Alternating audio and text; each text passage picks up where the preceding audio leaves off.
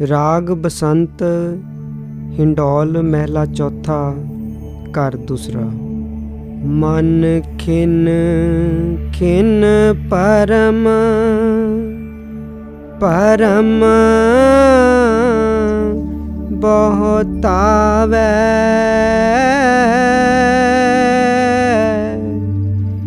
तिल कर नहीं वासा पाइए।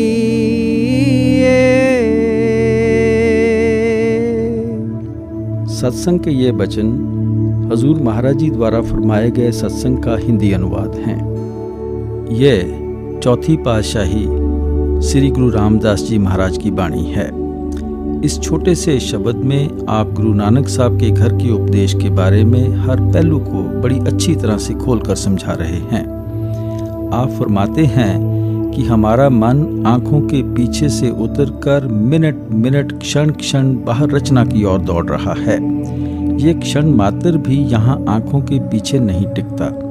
जब तक ये आंखों के पीछे नहीं टिकता, ये ब्रह्म त्रिकुटी अपने ठिकाने पर कैसे पहुँच सकता है। जब तक मन ही अपने ठिकाने पर नहीं पहुँचता, आत्मा इसके पंजे से आज़ाद कैसे हो सकती है। हम अपने आप को पहचानने के काबिल किस तरह बन सकते हैं, वापस जाकर परमात्मा से मिलने के काबिल कैसे बन सकते हैं। आपके समझाने का भाव है कि जिस परमात्मा से हम मिलना चाहते हैं वह कहीं बाहर नहीं है, वह हमारे शरीर हमारी देह के अंदर है। जिसको भी मिला है अपने अंदर मिला है, जिसको भी मिलेगा अपने अंदर ही मिलेगा। इसलिए गुरु अमरदास जी ने कहा है, गुरमुख होवे सो काया खोजे और सब परम पुलाई। जो गुरमुख लोग हैं, मालिक के भगत और प्यारे हैं, वह हमेशा अपने शरीर के अंदर जाकर ही परमात्मा की खोज, भक्ति और पूजा करते हैं। बाकी दुनिया के सब जीव वहमों और भ्रमों में फंसकर यहीं दिन रात भटकते रहते हैं। अगर परमात्मा हमारे अंदर है तो हमें अपने अंदर दिखाई क्यों नहीं देता। वह इसलिए नहीं दिखाई देता कि हमारे और परमात्मा के दरमियान मन की रुकावट है। गुरु नानक साहब कहते हैं, मन जीते जग जीत। भाई, अगर तू मन को जीत लेगा तो तू दुनिया के बनाने वाले को भी जीत लेगा। ये अपना मन ही तो है जो 24 घंटे सबको अपनी उंगलियों पर नचा रहा है। भाई भाई का दुश्मन है, कौम कौम की दुश्मन है, मजहब मजहब का दुश्मन है, मुल्क मुल्क का दुश्मन है।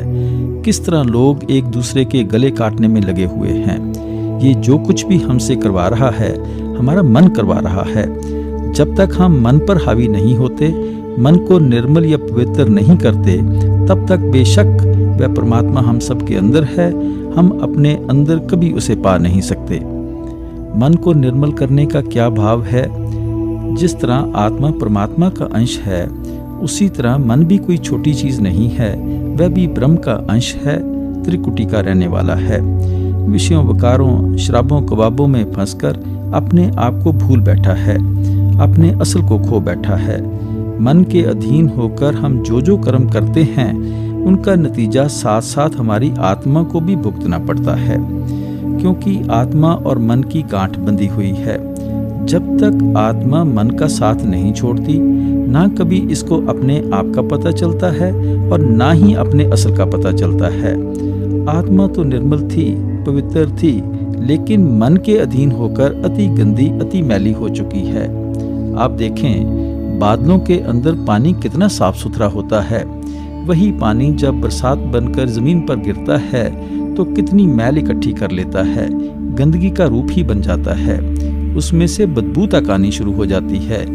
लेकिन जब उसको सूरज की तपश और गर्मी मिलती है, वह बुखारात बनकर गंदगी को छोड़ता है, तब उसको होश आ जाता है कि मैं कोई और चीज हूँ, गंदगी कोई और चीज है। मैं यूं ही गंदगी का साथ लेकर अपने आप को गंदगी समझे बैठा था। जब वह अपने आप को गंदगी से अलग महसूस करता है, तब उसको पता चलता है कि मेरा असल बादल है। वह एकदम सीधा जाकर बादलों में ही समा जाता है। यही हम सबकी आत्मा की हालत है। ये उस परमात्मा की अंश है, लेकिन मन के अधीन होकर अति गंदी हो चुकी है, अति मैली हो चुकी है। जब तक ये मन का साथ नहीं छोड़ती, ना इसको अपने आप की समझ आती है, ना अपने असल का पता चलता है। इसलिए गुरु साहब ने कहा था, सो जन निर्मल जिन आप पछाता। वही लोग निर्मल हैं जो अपने आप को पहचानने के काबिल बन जाते हैं। हमारे अंदर जो रूह और मन की जगह है वह आंखों के पीछे है। आंखों के पीछे से ख्याल उतरकर इन 9 द्वारों के जरिए सारी दुनिया में फैल जाता है। जो भी इंद्री चाहती है हमारे मन को खींचकर अपने घाट पर ले जाती है। जब तक ये मन आंखों के पीछे नहीं टिकता, आप सोचें ये अपने घर वापस जाकर निवास किस तरह प्राप्त कर सकता है और आत्मा अपने घर वापस जाकर निवास किस तरह पा सकती है। दुनिया के हम सब जीव अपनी अपनी अकल के अनुसार हजारों ही युक्तियों और तरीकों से मन को वश करने की कोशिश करते हैं। जप तप करते हैं, दान पुण्य करते हैं, पूजा पाठ करते हैं, मंदिरों मस्जिदों गुरुद्वारों में जाते हैं, सरोवरों में जाकर स्नान करते हैं। कभी जोश में आकर बेटे बेटियों को छोड़कर जंगलों पहाड़ों में छिपकर बैठ जाते हैं।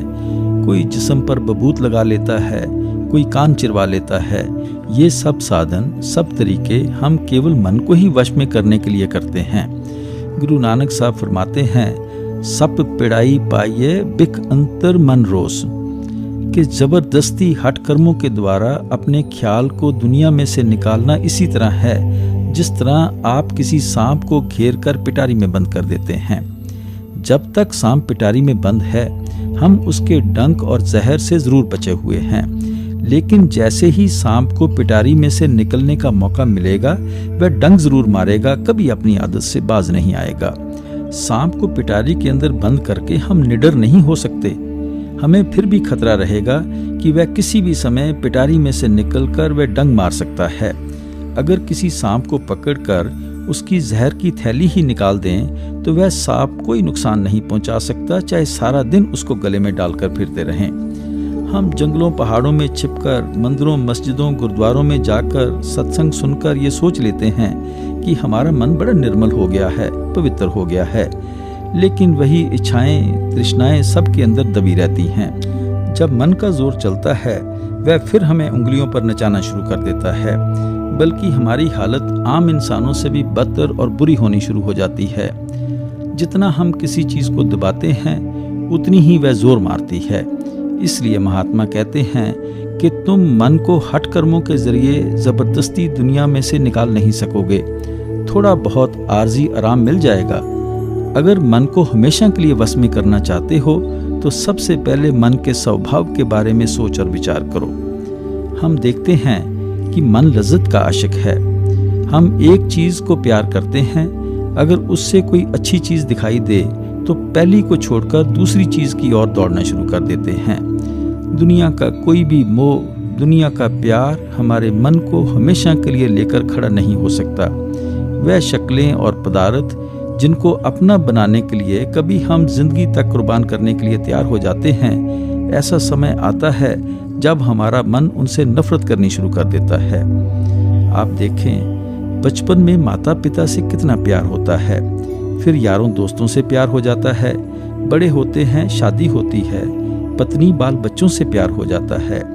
एक प्यार है, कितने रूप बदलता है, लेकिन कोई भी प्यार हमारे मन को दुनिया में से नहीं निकाल सकता। इसलिए महात्मा कहते हैं कि हमारा मन लज्जत का आशिक है। जब तक इसको संसार के मोह या प्यार से ऊंचा और निर्मल प्यार नहीं मिलता, ये दुनिया का मोह या प्यार छोड़ने को कभी तैयार नहीं होता। अगर कोई कौड़ियां मांगता फिरता है, आप उसकी एक भी कौड़ी लेने की कोशिश करें, वह मरने मारने के लिए तैयार हो जाएगा।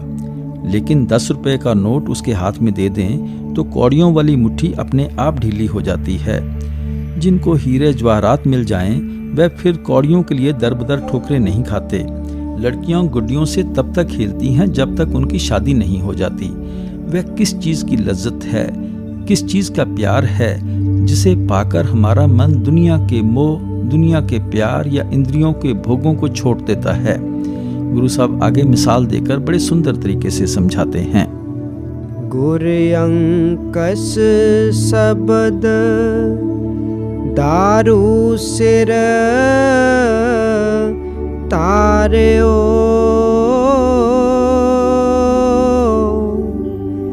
कर मंदर आण वसाइए।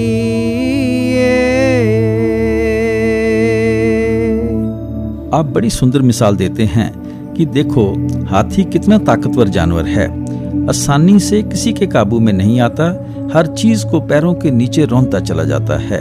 इतनी ताकत वाले हाथी को महावत किस तरीके और युक्ति से काबू में करते हैं।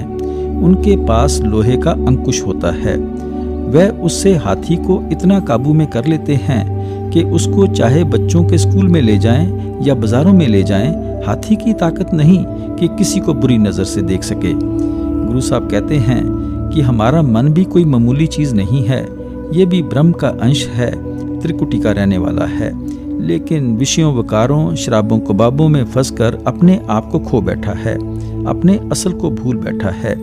जब तक हम मन को इंद्रियों के भोगों से ऊंची और निर्मल लज्जत नहीं देंगे, ये दुनिया की लज्जत छोड़ने के लिए कभी तैयार नहीं होता।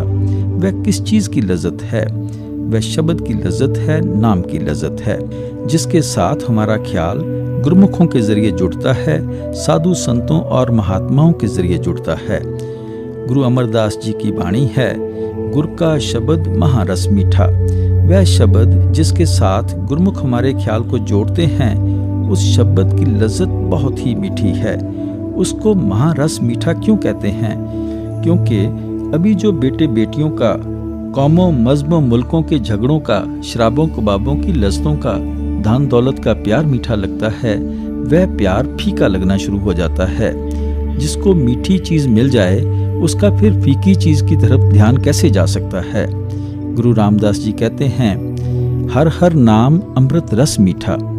वह नाम अमृत है, उसकी लज्जत बहुत मीठी है। इसलिए आपने कहा था, नाम मिले मन तृप्तिय, बिन नाम में त्रिग जीवास। हमारा मन जो दिन रात विषय विकारों में फंसकर भटकता और तड़पता फिरता है, जब इसको अमृत से भरा हुआ नाम अंदर मिल जाएगा तो इसके अंदर तृप्ति आ जाएगी, शांति आ जाएगी। अगर इस देह में बैठकर हमने उस अमृत को नहीं पिया तो हमारा देह में आने का कोई मकसद ही नहीं। इसलिए महात्मा कहते हैं कि अगर तुम मन को निर्मल या पवित्र करना चाहते हो तो एक ही तरीका है कि इसको शब्द या नाम के साथ जोड़ो। गुरु नानक साहब ने कहा था, राम नाम मन बेदया अवर क्या करी विचार। ये मन जो विषय विकारों में फंसकर हिरन की तरह भटकता फिरता है, जब अंदर राम नाम से जुड़ जाएगा तो वह बिंध जाएगा, काबू में आ जाएगा और वापस अपने ठिकाने पहुंच जाएगा। गुरु नानक साहब समझाते हैं कि राम नाम से मेरा मतलब कोई लफ्ज नहीं है। आप फरमाते हैं, शब्द सुरत सुख उपजे प्रभ रातो सुखसार। राम नाम से ख्याल जोड़ने का मतलब अंदर सुरत को शब्द से जोड़ना है। जब सुरत को शब्द से जोड़ोगे तुम मालिक की भक्ति के रंग में रंग जाओगे। तुम्हारे मन पर अभी जो दुनिया के सैर रंग तमाशों के रंग चढ़े हुए हैं, ये सब उतर जाएंगे। मालिक के प्यार का रंग चढ़ जाएगा। नाम की कमाई करने से आत्मा और मन की गांठ खुल जाएगी। तुम अपने आप को पहचानने के काबिल बन जाओगे, परमात्मा को पहचानने के काबिल बन जाओगे। गुरु घर की बाणी है, शब्दे साध जाने ता आप पछाणे। अगर शब्द की लज्जत को हासिल करोगे तो तुम अपने आप को पहचानने के काबिल बन जाओगे। फिर समझाते हैं, जिन अंतर शब्द आप पछाणे गातमित तिन ही पाई। जो अंदर शब्द को पकड़कर अपने आप को पहचानते हैं, मालिक से मिलने का असली तरीका उन्हीं गुरुमुखों को हासिल होता है।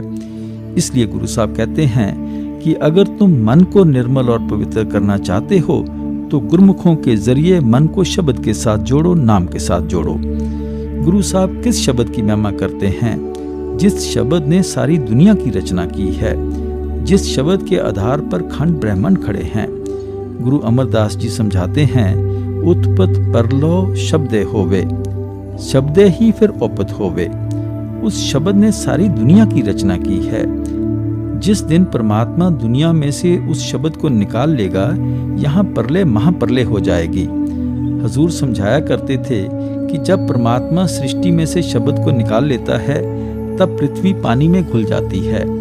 पानी को अग्नि सुखा देती है, अग्नि को हवा उड़ाती है और हवा को आकाश खा जाता है। सारी दुनिया में धुंधुकार छा जाता है। हम उस शब्द की खोज करना चाहते हैं, उस शब्द के साथ अपने आप को जोड़ना चाहते हैं। गुरु नानक देव जी कहते हैं, शब्दे धरती शब्दे आकाश।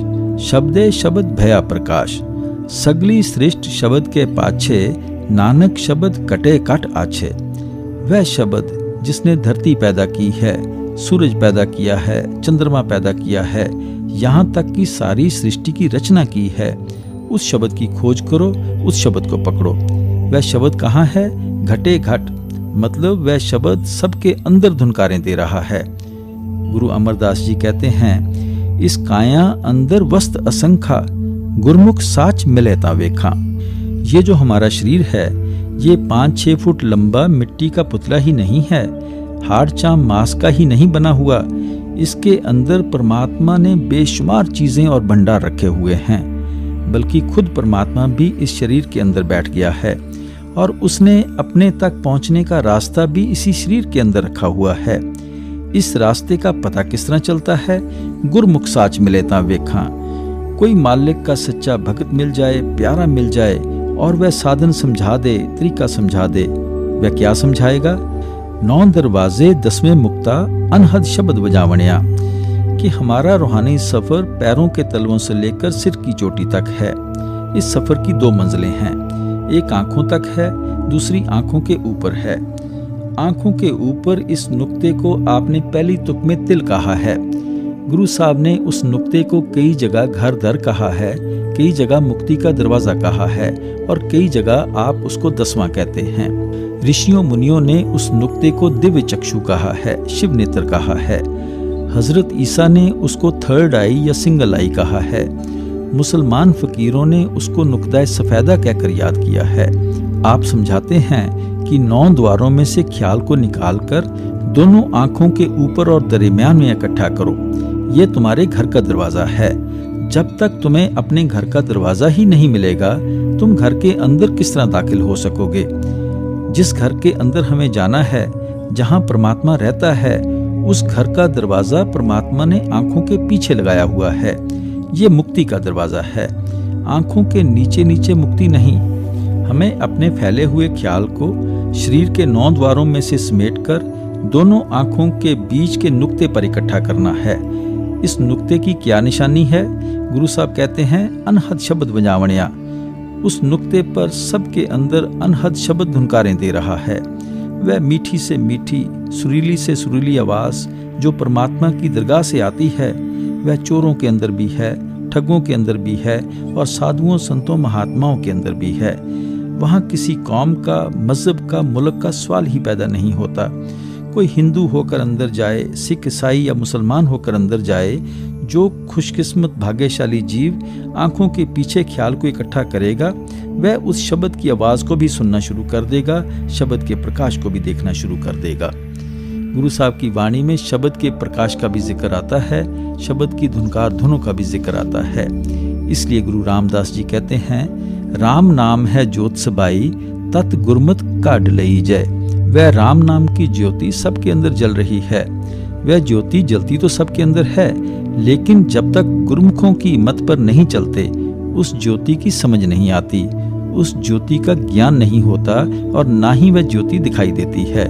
गुरुमुखों की मत क्या है?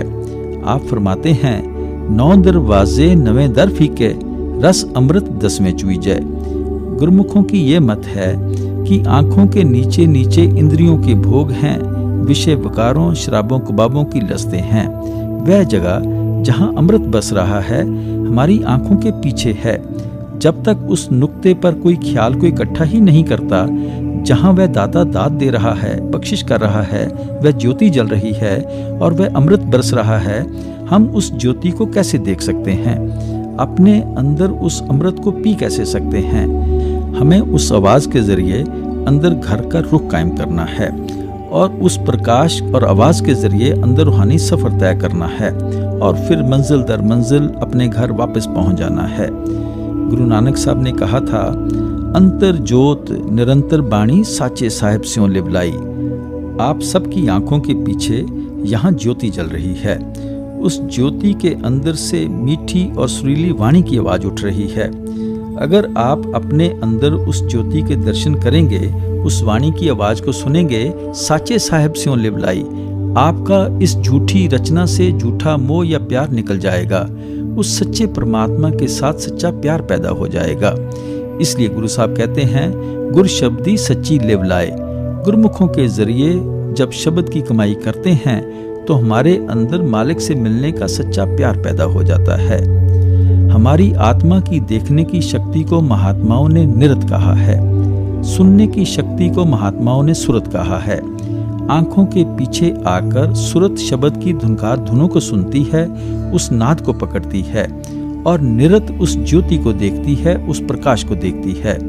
उस नाद या आवाज के जरिए हमें अपने घर का रुख कायम करना है, प्रकाश के जरिए अंदर अपना रूहानी सफर तय करना है। जब तक उस घर का दरवाजा नहीं मिलता और धुनकार धुनों को नहीं पकड़ते, ज्योति के दर्शन नहीं करते, हमारा मन ब्रह्म त्रिकुटी अपने ठिकाने पर नहीं पहुंच सकता और हमारे मन और आत्मा की गांठ कभी खुल नहीं सकती। जब हम मन और माया के दायरे से निकलकर 10वें द्वार में जाकर अंदर शब्द का नूर या प्रकाश देखते हैं तो यही असली दिवाली है। बाहर की दिवाली तो अंदर की दिवाली का इशारा है। ये जो आत्मा है ये मन का साथ लेकर इंद्रियों के भोगों में फंसी हुई है। आत्मा गुरुमुखों की दया मेहर बख्शिश के जरिए ही मन के पंजे से छुटकारा प्राप्त कर सकती है और मन और माया के दायरे से पार जा सकती है। वहां जाकर ये हमेशा कायम रहने वाले प्रकाश को देखना शुरू कर देती है, दिवाली मनाना शुरू कर देती है। इसलिए गुरु अमरदास जी ने कहा था, गुर प्रसादी त्रिकुटी छूटे चौथे पद लिवलाई। गुरुमुखों के बताए हुए उपदेश पर चलकर तुम्हारा त्रिकुटी यानी काल के दायरे से छुटकारा हो जाएगा और तुम दयाल के देश में पहुंच जाओगे। स्वामी जी महाराज कहते हैं, संत दिवाली नित करें सत लोक के माहें, कि संत महात्मा तो हर रोज अंदर दिवाली मनाते हैं। ये बाहर की दिवाली तो ऋषियों मुनियों ने हमारी सच्ची रूहानियत को समझाने के लिए बताई थी, लेकिन इसकी तह या गहराई में जो रूहानियत छिपी हुई है उसको ढूंढने की कोशिश करनी चाहिए। यहाँ गुरु साहब प्यार के साथ समझाते हैं कि अगर तुम मन को वश में करना चाहते हो तो उसका एक ही तरीका है कि इसको शब्द की लज्जत दो, नाम की लज्जत दो। वह लज्जत इतनी मीठी है, ऊंची और पवित्र है कि उसको पाकर तुम्हारा मन अपने आप ही इंद्रियों के भोगों, विषय विकारों, शराबों कबाबों से निकल जाएगा। गुरु अमरदास जी कहते हैं, सच्चे नाम सदा मन सच्चा, सच सेवे दुख गवावणिया।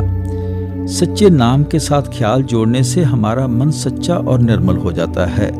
हमारा मरण जन्म के दुखों से छुटकारा हो जाता है और हम अपने आप को पहचानने के काबिल बन जाते हैं। आप कहते हैं, शब्द मरे मन निर्मल संतो ए पूजा थाए पाई। जब शब्द के अंदर मर जाते हैं, अपने आप को शब्द के अंदर जज़ब कर देते हैं, लवलीन कर देते हैं, तब कहीं जाकर हमारी आत्मा निर्मल और पवित्र होती है और परमात्मा से मिलने के काबिल बनती है। इसलिए महात्मा हमारे ख्याल को उस शब्द और नाम से जोड़ते हैं। ग्रंथों पोथियों में उस शब्द या नाम की महिमा लिखी हुई है। उनको पढ़ने से शब्द या नाम की कमाई करने का तरीका और ढंग आ जाता है, साधन का पता चल जाता है। लेकिन ग्रंथों पोथियों को पढ़ने से मन निर्मल नहीं होता। जिस शब्द या नाम की महिमा पढ़ते हैं, उस शब्द या नाम के साथ ख्याल जोड़ने पर ही मन निर्मल और पवित्र होगा।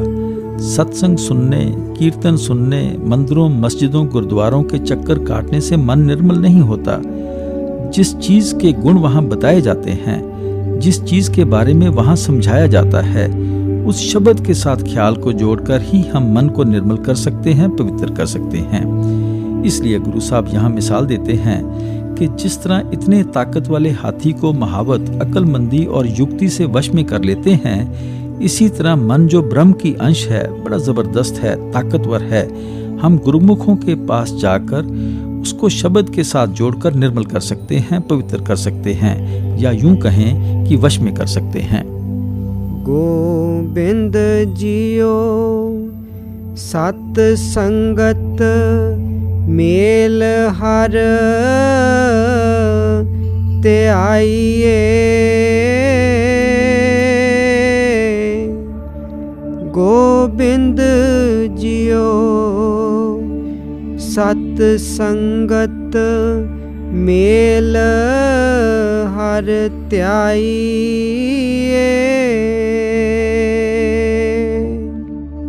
गुरु साहब ने उपदेश किया था कि परमात्मा हमारे शरीर, हमारी देह के अंदर है। मन की हमारे रास्ते में रुकावट है और मन हठ कर्मों द्वारा जबरदस्ती कभी वश में नहीं आता। ये जब भी निर्मल और पवित्र होगा, सिर्फ शब्द की लज्जत हासिल करके, सुरत शब्द का अभ्यास करके। मन में ख्याल आता है कि ये सुरत शब्द का अभ्यास करने के लिए या शब्द या नाम की कमाई करने के लिए क्या कौम बदलनी पड़ेगी, मज़हब बदलना पड़ेगा, या देश छोड़कर कहीं बाहर जाना पड़ेगा, या खास तरह के कपड़े पहनने पड़ेंगे, कोई खास रीति रिवाजों का पालन करना पड़ेगा। गुरु साहब कहते हैं कि इस काम के लिए किसी चीज़ की ज़रूरत नहीं है, सिर्फ उस माहौल या वातावरण की ज़रूरत है जहां हमारे अंदर कोई मालिक के मिलने का शौक़ और प्यार पैदा करे, कोई नाम की महिमा करे, नाम की कमाई करने का तरीका और साधन समझाए। वह कौन सी जगह है? वह गुरुमुखों की संगत है, साधु संतों महात्माओं की सोबत है। हमारा मन संगत का बहुत जल्दी असर लेता है। गुरु रामदास जी ने कहा था, साकत सूत बहु गुरजी परया, क्यों कर तान तनी जय, तंत सूत किछ निकसे नाही, साकत संग न की जय। कि भाई, उलझे हुए सूत में से कभी कपड़ा नहीं बुना जा सकता। इसी तरह मनमुखों की संगत में रहकर तेरा ख्याल कभी मालिक की भक्ति की ओर नहीं जा सकेगा। अगर तू भक्ति करना चाहता है तो गुरुमुखों की संगत कर, साधु संतों महात्माओं की संगत कर। वहां जाकर हम जन्म जन्म के सोए हुए होश में आ जाते हैं, जाग पड़ते हैं। ये मन जो दुनिया की शक्लों और पदार्थों के लिए भटकता और तड़पता फिरता था, इसके अंदर परमात्मा से मिलने का शौक पैदा हो जाता है, मालिक से मिलने की विरह और तड़प पैदा हो जाती है। हम जो बाहरमुखी साधनों में भटकते फिरते थे, उनकी तरफ से हमारा ध्यान निकलकर अंदर शब्द या नाम की कमाई की ओर लग जाता है। गुरुमुखों की संगत और सोबत में जाकर ही पता चलता है कि आत्मा और परमात्मा का रिश्ता क्या है, दोनों के बीच में रुकावट किस चीज की है और उस रुकावट को हमें किस तरह अपने रास्ते से दूर करना है। हर चीज की जो समझ है महात्मा की संगत में जाकर ही आती है। लेकिन गुरु नानक साहब सत्संग उसको नहीं कहते जहां एक मजहब दूसरे मजहब की निंदा करता है, जहां एक दूसरे की चुगली की जाती है, या जहां राजाओं महाराजाओं की कथा कहानियां सुनाई जाती हैं। महात्मा के सत्संग में कभी किसी की निंदा नहीं होती, किसी की चुगली नहीं होती। ये तो बड़ी अच्छी बात है, बल्कि बुरी बात है कि अगर कोई हमारी अकल के अनुसार परमात्मा की भक्ति ना करे तो हम उसको डंडे लेकर मारना शुरू कर दें, उसके साथ गाली गलौज करना शुरू कर दें। हमें तो उसे प्यार से समझाना है कि भाई, इस रास्ते पर चलकर हमको ये फायदा हुआ है, अगर तेरी समझ में आता है तू भी इस रास्ते पर चलकर ये फायदा प्राप्त कर सकता है। गुरु नानक साहब कहते हैं, सत्संगत कैसी जानी है जिथे एको नाम बखानी है। कि भाई, सत्संग वह जगह है जहां केवल एक शब्द, एक नाम का प्रचार किया जाता है। महात्मा के सत्संग में जाकर कभी नुकसान नहीं होता, फायदा ही फायदा होता है। अगर हम अपनी कमजोरियों के कारण महात्मा के कहने के अनुसार नाम की कमाई नहीं भी करते तो कम से कम पापों और बुरे कर्मों से तो बचे ही रहते हैं।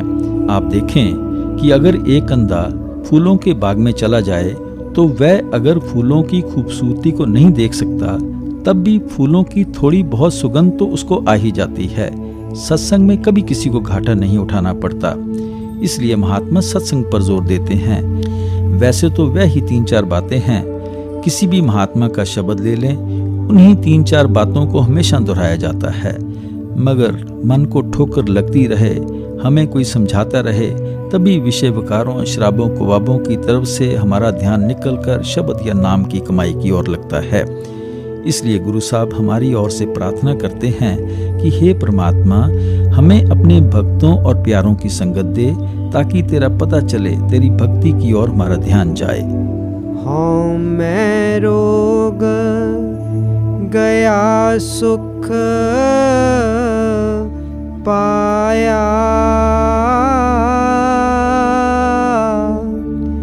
हर सहज समाध लगाइए।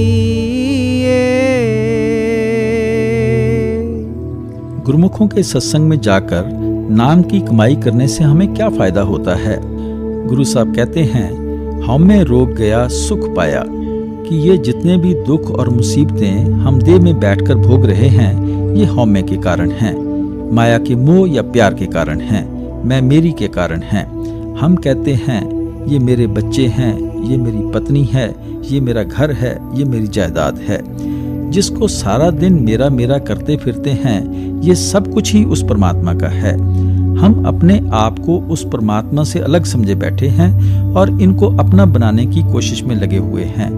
ये आज तक कभी किसी के न बने हैं, न बन ही सकते हैं। लेकिन ये जो इनको अपना बनाने की कोशिश करते हैं, वह कोशिश हमें इनके मोह, इनके प्यार में फंसा देती है।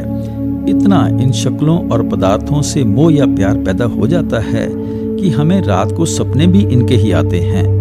मौत के वक़्त उनकी ही शक्लें सिनेमा की स्क्रीन की तरह हमारी आंखों के आगे आकर खड़ी हो जाती हैं। जहां आसा तहां बासा, जहां आखिरी वक़्त हमारा ख्याल होता है, हम उसी धारा में बहना शुरू कर देते हैं। हौमे के कारण ही हम जन्म मरण के दुखों में फंसे हुए हैं।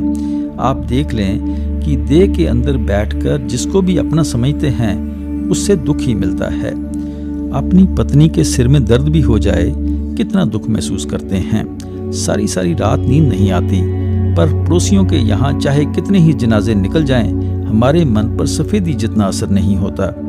कभी किसी कौम को अपना समझकर दुख भोग रहे हैं, कभी किसी मजहब को अपना मानकर दुख भोग रहे हैं, कभी किसी मुल्क को अपना समझकर दुख भोग रहे हैं, किसी को अपनी दौलत समझकर, किसी को अपने बच्चे समझकर दुख उठा रहे हैं। ये भूले बैठे हैं कि जिनको हम अपना कहते हैं, इनके साथ लेने देने का संबंध है, गर्जों का प्यार है। ना आज तक कोई किसी के साथ हमेशा रहा है, ना कभी किसी के साथ कोई हमेशा के लिए रह सकता है। जब अपना शरीर ही अपना नहीं बनता, तो दुनिया की कौन सी चीज अपनी बन सकती है। शरीर के अंग तो जीते जी ही हमें जवाब देते जा रहे हैं। फिर इस रचना में से कौन सी चीज को हम अपना बना सकेंगे। इसलिए गुरु साहब कहते हैं, हौमे रोग गया सुख पाया। जब तक तुम शब्द या नाम की कमाई करके हौमे की बीमारी को अपने अंदर से निकाल नहीं देते, तुम कभी सुख हासिल नहीं कर सकते, कभी शांति प्राप्त नहीं कर सकते। गुरु अमरदास जी कहते हैं, हौमे नावे नाल विरोध है, दोए न वसें इकठाए। हौमे और नाम की दुश्मनी है, ये कभी एक जगह इकट्ठे नहीं रह सकते। जहाँ नाम आ जाता है, वहाँ हौमे नहीं रहता। गुरु नानक साहब कहते हैं, नानक हौमे रोग बुरे, जहाँ देखा तहाँ एका बेदन, आपे बख्शे शब्द तुरे। हौमे की बीमारी बहुत बुरी बीमारी है। गुरु साहब जिस और भी नजर डालते हैं, आपको दुनिया का हर जीव एक ही बीमारी में फंसा हुआ दिखाई देता है। वह कौन सी बीमारी है? वह हौमे की बीमारी है, मैं मेरी की बीमारी है। इससे छुटकारा किस तरह होता है?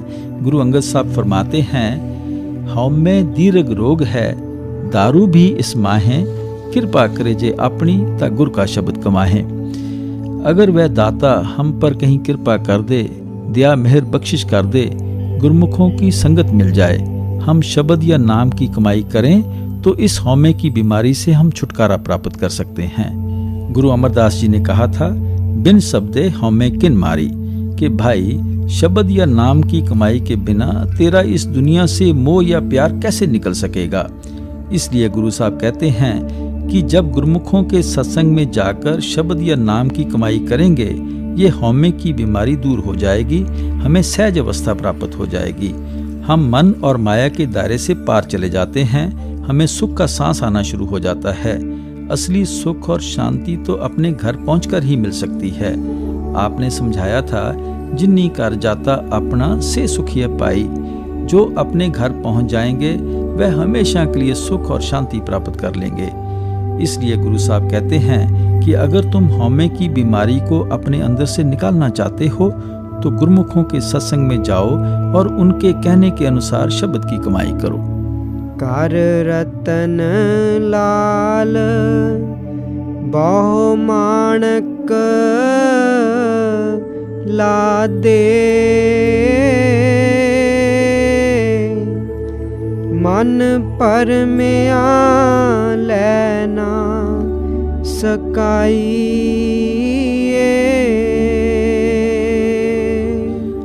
अब आप समझाते हैं, कर रतन लाल बहु माणक लादे, कि परमात्मा ने हमारे शरीर के अंदर बहुत कीमती नाम के खजाने रखे हुए हैं, लेकिन मन परमिया ले न सकाइए। हमारा मन भ्रमों में फंसा हुआ है, वहमों में फंसा हुआ है। ये शरीर के अंदर जाकर खोज ही नहीं करता, ये उन खजानों को प्राप्त कैसे कर सकता है। मन किन वहमों में फंस जाता है। हम सोच लेते हैं कि तीर्थ यात्रा कर लें, मन निर्मल हो जाएगा। सरोवरों में स्नान कर लें, जन्म जन्म के पाप उतर जाएंगे। ग्रंथों पोथियों को पढ़ लें, पढ़वा लें, मन निर्मल हो जाएगा। या पूजा पाठ दान पुण्य कर लें, इनसे मन निर्मल हो जाएगा। पर गुरु साहब कहते हैं कि इन बाहरमुखी साधनों के द्वारा कभी तुम्हारा मन निर्मल नहीं हो सकता। मन जब भी निर्मल होता है केवल शब्द की कमाई करके, नाम की कमाई करके होता है। आप फरमाते हैं, सतगुर पुरख अमृतसर बड़ भागी नामे आए, उन जन्म जन्म की मैल उतरे, निर्मल नाम दृढ़ाए। सतगुर पुरुषों की संगत में आना, अमृत के सरोवर में स्नान करना है। लेकिन कौन उस सरोवर में स्नान करते हैं? वड पागी, बहुत ऊंचे भाग्य वाले, श्रेष्ठ कर्मों वाले जीव करते हैं। उनको इसका क्या फायदा मिलता है? उन जन्म जन्म की मैल उतरे, निर्मल नाम दृढ़ाए। सत्संग में जाकर नाम की कमाई करने से उनके मन का जन्म जन्म का मैल दूर हो जाता है। आत्मा निर्मल होकर मालिक से मिलने के काबिल बन जाती है। गुरमुख तो हमेशा सुरत शब्द के अभ्यास का प्रचार करते हैं, शब्द या नाम की कमाई करने का प्रचार करते हैं। लेकिन उनके जाने के बाद हम उनके उपदेश से कोसों दूर चले जाते हैं। कभी उनकी खड़ाओं को माथा टेकना शुरू कर देते हैं, कभी ग्रंथों पोथियों की पूजा करनी शुरू कर देते हैं, कभी सरोवरों में जाकर स्नान करना शुरू कर देते हैं, कभी बेटे बेटियों को त्याग कर जंगलों पहाड़ों में छुपने को ही मन को निर्मल करने का साधन समझ लेते हैं। लेकिन जो उनका संदेश और उपदेश है कि जो कुछ मिलना है वह शब्द की कमाई, नाम की कमाई से मिलना है, हम उससे बहुत दूर चले जाते हैं। हमारा मन किस तरह निर्मल हो सकता है? इन वहमों और भ्रमों में से कौन हमारे ख्याल को निकालता है? गुरु साहब आगे इशारा करते हैं, ज्यों ओ डाकूप गुहज खिन काढ़ै,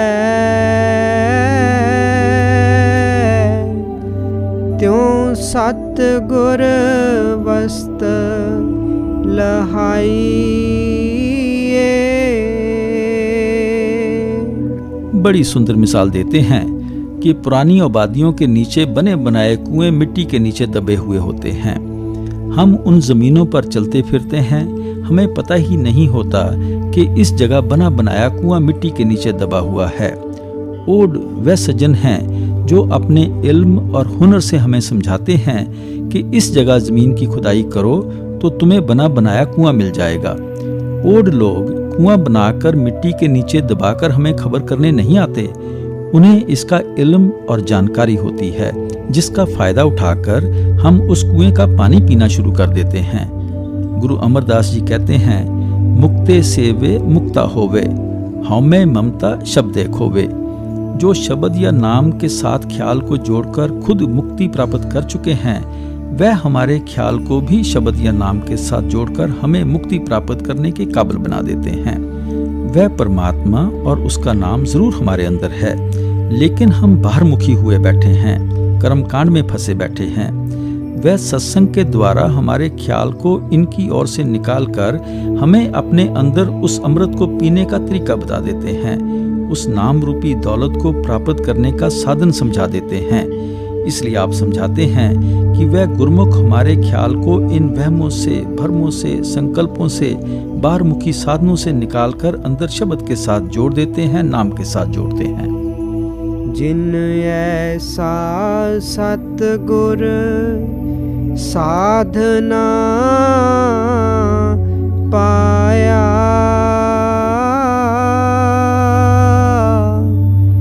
ते त्रिग त्रिग नर जीवाइए।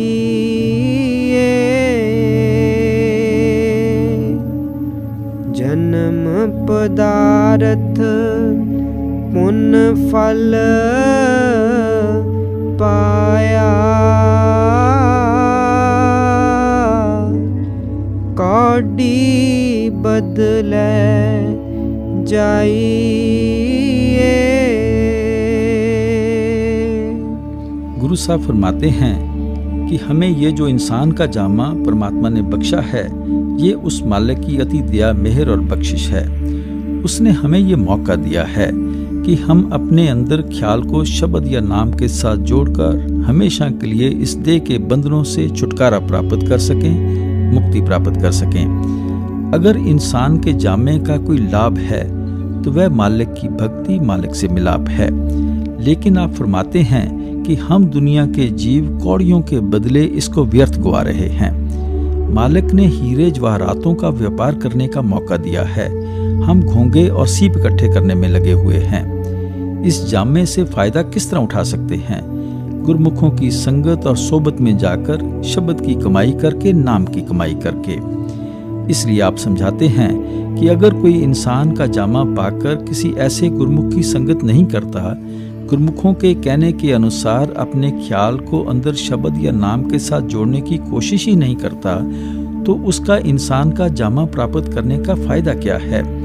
जिस तरह बाकी योनियों में आकर हम ऐशो इशरत करके चले जाते हैं, उसी तरह अब खोटे कर्म और पाप करके यहाँ से चले जाएंगे। आपके समझाने का भाव है कि इस मौके से सबको पूरा पूरा फायदा उठाना चाहिए। मधुसूदन हर तार प्रभ कृपा, कर कृपा गुरु मिलाइए।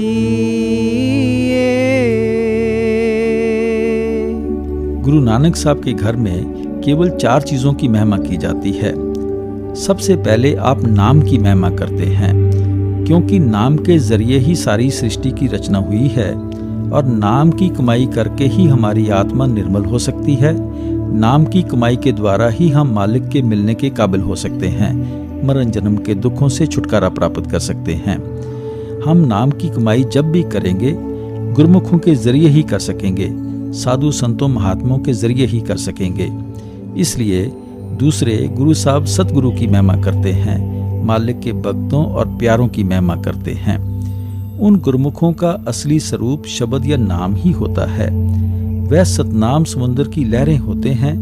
वह उस शब्द या नाम में से आते हैं, शब्द या नाम का ही प्रचार करते हैं और हमें साथ लेकर वापस जाकर शब्द या नाम में ही समा जाते हैं। तीसरे गुरु साहब सत्संग की महिमा करते हैं, क्योंकि सत्संग के द्वारा ही संत महात्मा हमारे ख्याल को बाहरमुखी साधनों, वहमों और भरमों या दुनिया के ऐशो इशरत से निकालकर हमारे अंदर नाम की कमाई करने का शौक और प्यार पैदा करते हैं। तीनों चीजों के बारे में गुरु साहब पीछे जिक्र करके आए हैं। चौथे, महात्मा मालिक की दया, मेहर और बख्शिश की महिमा करते हैं, क्योंकि उसकी बख्शिश के बिना किसी का ख्याल ही मालिक की भक्ति की ओर नहीं जा सकता। गुरु अमरदास जी कहते हैं, हर साचे पावे सा पूजा होवे, कि भाई परमात्मा को भाएगा, उसको मंजूर होगा, तभी तू उसकी भक्ति कर सकेगा। अंधे की ताकत नहीं कि कभी आंखों वाले को वो पकड़ सके, जब तक कि आंखों वाला उस पर दया करके उसको अपने पास नहीं बुलाता या उसकी उंगली पकड़कर अंधेरे से बाहर नहीं निकालता। हम इस माया के जाल में फंसकर बेटे बेटियों, कौमों, मजहबों, मुल्कों में फंसकर अति अंधे हो चुके हैं। वह मालिक ही हम पर दया मेहर करे, तभी हमें कहीं होश आए, हम जन्मों जन्मों के सोए हुए जागें और हमारा ख्याल मालिक की भक्ति की ओर लगे। वह मालिक तो सचखंड में बैठा हुआ है, हम माया के जाल में फंसे हुए हैं। वह इतना ऊंचा और निर्मल है, हम इतने नीचे और मैले हैं। फिर वह हम पर दया किस तरह करता है? आप फरमाते हैं, कर्म होवे सतगुरु मिलाए, सेवा सुरत शब्द चित लाए। जब वह परमात्मा हम पर दया करता है, जब हमें अपनी भक्ति और प्यार में लगाना चाहता है, तो वह हमें गुरमुखों की संगत दे देता है, साधु संतों और महात्माओं की सोबत दे देता है।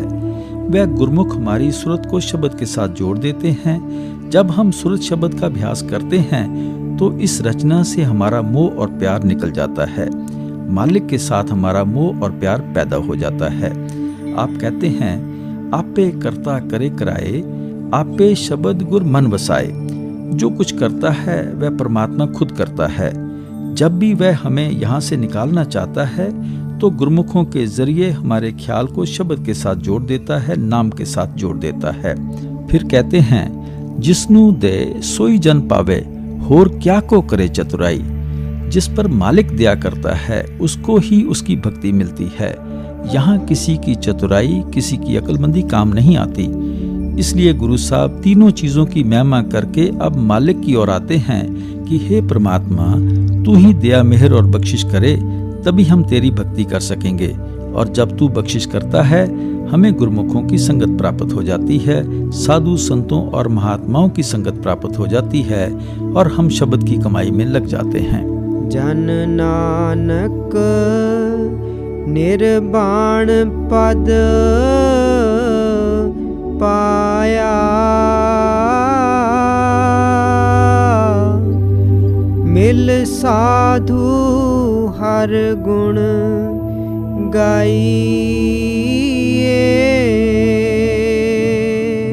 जो खुशकिस्मत भाग्यशाली जीव साधु संतों और महात्माओं के पास जाकर हरि के गुण गाने शुरू कर देते हैं, उनको निर्वाण पद, मुक्ति पद प्राप्त हो जाता है। हरि के गुण गाने से मतलब है कि हम शब्द की कमाई में लग जाते हैं। गुरु अमरदास जी कहते हैं, गोविंद गोविंद कहे दिन राती, गोविंद गुण शब्द सुनामणिया। कि भाई गोविंद गोविंद कहने से तुझे कभी गोविंद नहीं मिलेगा। गोविंद के गुण गाने का मतलब अंदर शब्द को पकड़ना है, नाम को सुनना है। गुरु साहब के कहने का भाव है कि जो लोग मालिक की दया मेहर और बख्शिश के जरिए गुरुमुखों के पास आकर शब्द या नाम की कमाई में लग जाते हैं, वह भाग्यशाली जीव हैं, खुशकिस्मत जीव हैं। उनको ये निर्वाण पद, मुक्ति का पद प्राप्त हो जाता है। वह मालिक के साथ मिलकर मालिक का रूप हो जाते हैं। वह हमेशा के लिए देह के बंधनों से, मरण जन्म के दुखों से आजाद हो जाते हैं। उनको सच्चा सुख मिल जाता है, सच्ची शांति प्राप्त हो जाती है। उनका इंसान का जामा हासिल करने का मकसद पूरा हो जाता है। गुरु साहब ने हर पहलू से इस छोटे से शब्द में अपने उपदेश के बारे में खोलकर समझाया है। हमें भी चाहिए कि आपके उपदेश से फायदा उठाकर अपने ख्याल को वहमों भरमों संकल्पों में से निकालकर अंदर सच्चे शब्द के साथ जोड़ें, सच्चे नाम के साथ जोड़ें, ताकि हमारा भी मरण जन्म के दुखों से हमेशा के लिए छुटकारा हो जाए। जन नानक निर्वाण पद